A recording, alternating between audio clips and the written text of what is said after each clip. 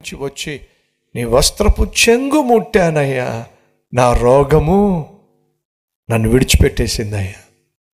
అర్థం ఏమిటి? నువ్వు సామాన్యుడివి కాదయ్యా. ఈ మాట వింటున్నప్పుడు పక్కన యాయిరుకు ఏమైంది చెప్పండి?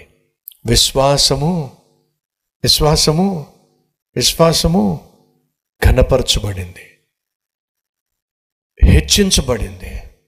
యేసు సామాన్యుడు కాదు. జారిపోయిన పరిస్థితులను కూడా తన చేతుల్లోకి తీసుకోగలిగిన మహాశక్తి కలిగిన వాడో. విశ్వాసం తారాస్థాయికి చేరింది.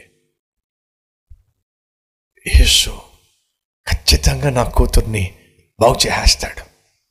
వైద్యుల వల్ల వైద్యం వల్ల కాకపోయినా ఈ యేసు ఖచ్చితంగా బాగు చేసేస్తాడు. నా కళ్ళ ముందు నేను చూశాను. ఖచ్చితంగా నా యేసు, ఖచ్చితంగా ఈ యేసు నా కుమార్తెను బాగు చేస్తాడు. ఇప్పుడు తన గుండెలో ఏమని చెప్పండి? బ్యాంకులో ఏమని చెప్పండి? బ్యాంకులో ఏం కావాలి? డ్రా చేసుకోవాలంటే మనం పెట్టింది ఉండాలి అక్కడ. ఇప్పుడు దేవుడు నీ ప్రార్థనకు జవాబు ఇవ్వాలంటే ఇక్కడ ఏముండాలి?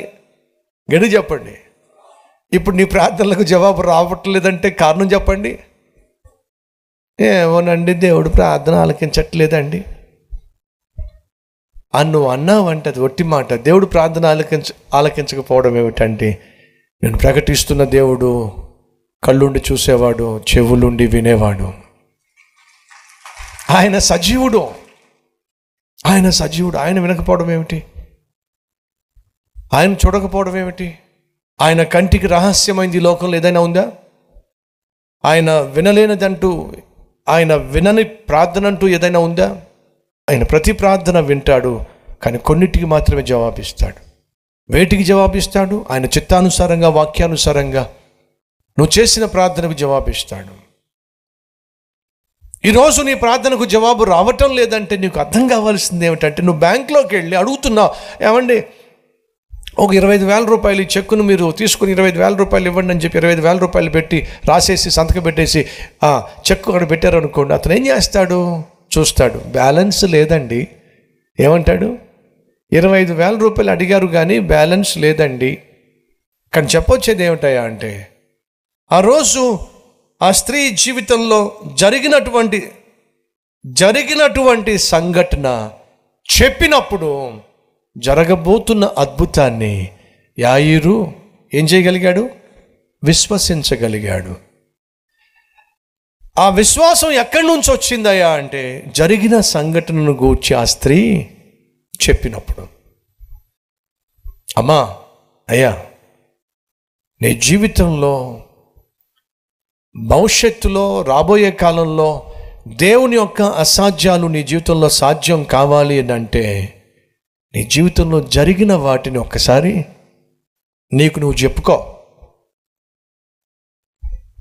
నీ మనసుకు చెప్పుకో. ఎందుకు అంత భయపడుతున్నావు నువ్వు? ఎందుకు అంత దిగులు పడుతున్నావు నువ్వు? ఎందుకు అంత నిరుత్సాహపడుతున్నావు? ఇంతకంటే దారుణమైన పరిస్థితి నీకు 3 సంవత్సరాల క్రితం జరిగింది కదా. ఇంతకంటే దారుణమైన పరిస్థితి గుండా గతంలో నువ్వు వెళ్ళావు కదా.